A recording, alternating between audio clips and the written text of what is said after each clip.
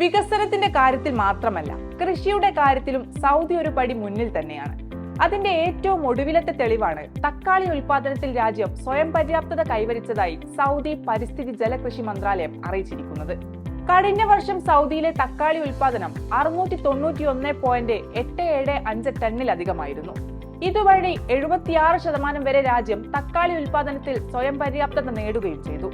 ആഭ്യന്തര കാർഷിക മേഖലയിലെ വളർച്ചയും തദ്ദേശീയ ആവശ്യങ്ങൾ നിറവേറ്റാനുള്ള ശേഷിയെയും ഇത് പ്രതിഫലിപ്പിക്കുന്നു.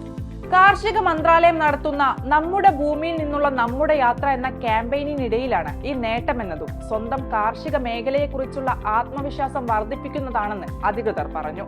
പ്രൊഫഷണൽ കൃഷിത്തോട്ടങ്ങളിലെ തക്കാളി വാർഷികോൽപാദനം പ്രതിവർഷം 392.294 ടണ്ണും, വീടുകളോട് ചേർന്നുള്ള ഹരിതത്തോട്ടങ്ങളിലെ വിളവെടുപ്പ് 299.581 ടണ്ണും കവിഞ്ഞതായാണ് കണക്കുകൾ. റമളാനിൽ വർദ്ധിച്ചു വരുന്ന പച്ചക്കറികളുടെ ആവശ്യം മുൻകൂട്ടി കണ്ട് അതിനായുള്ള പ്രതിവിധി മന്ത്രാലയം സ്വീകരിച്ചിട്ടുണ്ടായിരുന്നു. ഇതുവഴി രാജ്യത്ത് ഭക്ഷ്യസുരക്ഷയെ പിന്തുണയ്ക്കാനും സാധിച്ചു. ഉൽപാദന നിലവാരം മെച്ചപ്പെടുത്തുന്നതിനും കാര്യക്ഷമത വർദ്ധിപ്പിക്കുന്നതിനും സഹായിക്കുന്ന ആധുനിക കാർഷിക രീതികൾ സ്വീകരിക്കാൻ മന്ത്രാലയം കർഷകരോട് അഭ്യർത്ഥിച്ചു.